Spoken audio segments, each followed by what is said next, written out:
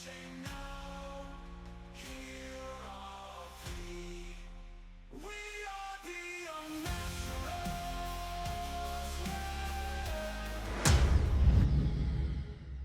Hello, everybody, and welcome back to another game review from the Unnaturals. I am the better one, back here with another review. Today, we're heading to Pandora's Moon for Borderlands the pre-sequel. Released in 2014, this game drives into the origins of Handsome Jack, one of gaming's most iconic villains, while giving us the classic Borderlands chaos with a twist.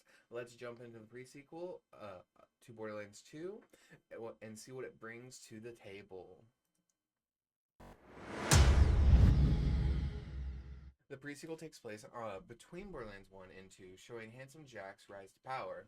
You play as one of 4 Vault Hunters. It's a fresh take on the story, letting you see Jack's journey from the ambitious anti-hero to the ruthless villain we know from Borderlands 2. It adds a lot of depth to his character while exploring with harsh, neon-lit world of Elpis, Pandora's Moon.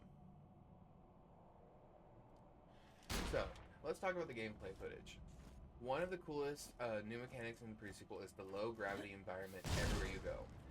On the moon, you'll be jumping higher, floating longer, and dealing with oxygen, or O2, or Oz kits, as they're formally called in the game, which you'll need to keep an eye on during combat. Adds new player to a familiar Borderlands shoot and loot formula, making the combat feel fresh. The Oz kit gives you a boost in both mobility, combat, and butt-slamming enemies from high above never gets truly old.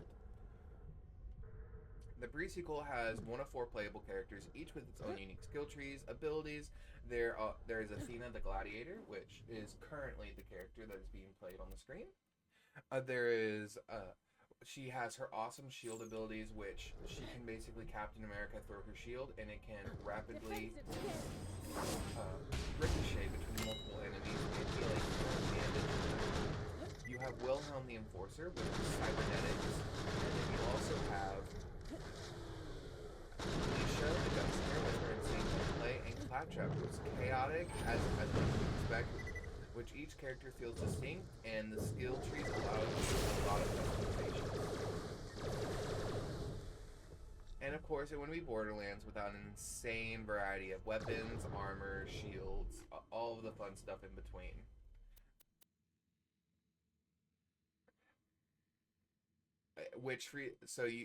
The pre-sequel actually introduces the new element, which is cryo. Cryo is an element that can freeze enemies solid, and they take extra damage from any sort of melee or bludgeoning, I guess you would say, source.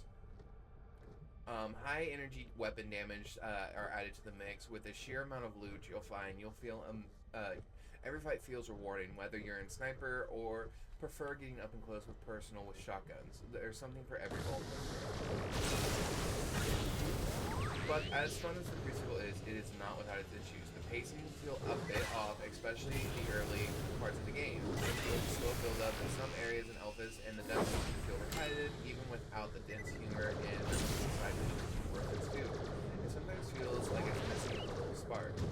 Overall, Borderlands pre-sequel brings a fresh idea to the table with its new setting, low gravity mechanics, and character variety. It's not quite as refined as Borderlands 2, but it's a solid entry and worth playing if you're a fan of the series and you want to see Handsome Jack's origins, the humor, the loot, and the chaotic action, all here making a fun ride. I will also point out there is also 2 DLC characters added to the game, similar to that of Borderlands 2.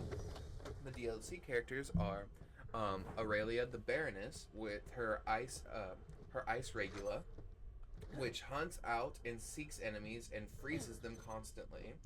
And on top of that, we also have the Handsome Jack, the Doppelganger, and he does a bunch of cool abilities via doppelganging, switching, and basically using his own digiclone to distract enemies and cause severe amount of damage.